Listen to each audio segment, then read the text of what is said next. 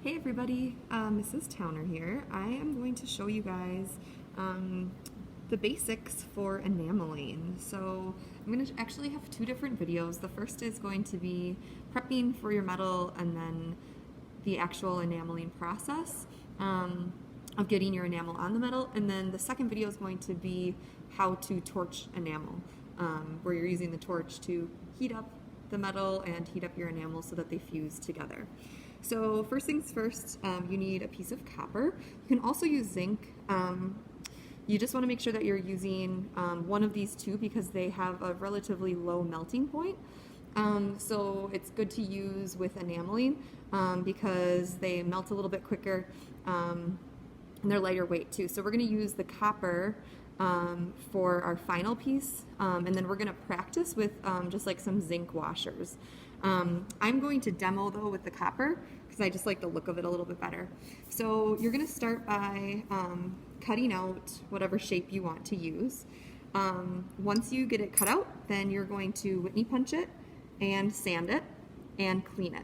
So it's really important that if you're like hanging it, that you Whitney punch it. If you're like making a magnet or something, you don't need to put a hole in it unless it's decorative. And then you definitely want to sand with 220, and then you also need to wash it with soap and water. Okay, that'll get the oils off of the metal and get it really, really nice and clean.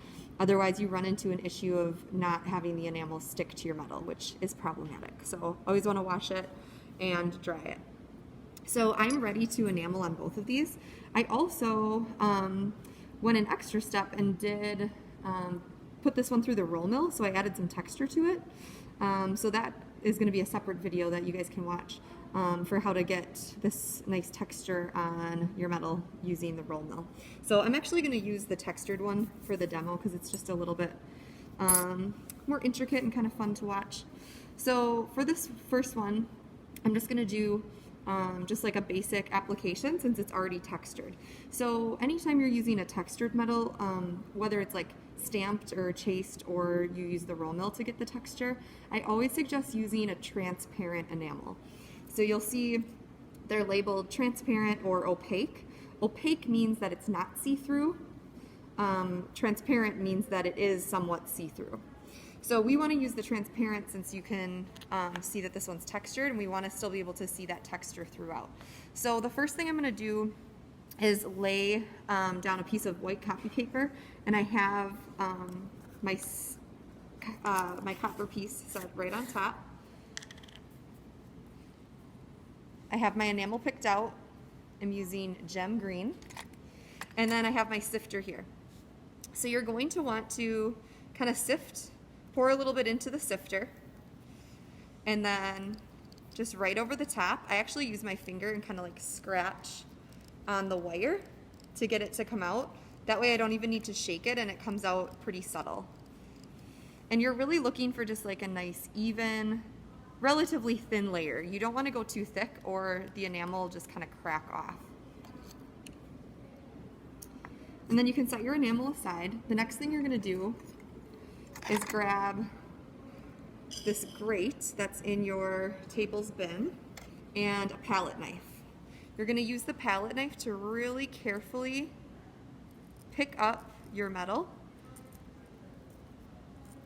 Another trick that I've seen is if you put like a penny underneath so that there's like a little bit of a raised area. That way you don't have to take it off so carefully. And then you're going to place it on the grate. If your enamel doesn't show your hole punch, just take a piece of wire and you can poke the hole back through. This part's really important because if you go and fire it without that hole being there, you're not going to have a hole when you're done either. So you want to make sure that you get that hole punch back in there so that you can hang it if you want to. I'm going to set my piece of enamel aside. And one thing that I want to do is I want to give my sifter, which is this thing here that I use to sift the enamel onto my metal with. I'm just going to give that like a little tap just to make sure that I get all of the enamel out of there, and then I'm going to put that back in my bin. Then this part's super important. You want to make sure that you save all of this enamel that's here on your paper. So what I'm going to do is I'm going to kind of funnel it like so, and then I'm going to pour it right back into my enamel container, okay? Now, I want to make sure that before I go and do a second color with enamel, if I just decide to change colors, that I either flip the paper over or that I get a new piece of paper, because I don't want any of that green residue on my paper if I go to use a different color, because that's going to contaminate the colors and mix them all together, and then the colors won't be true to what they should be.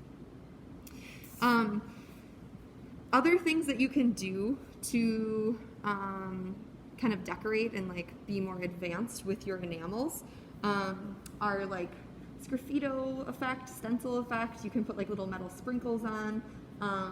You can layer. So I'm going to show that in the next video. So this is just the basic. That's it for basic enameling. If you jump forward to the torch enameling, you can watch how I fire it.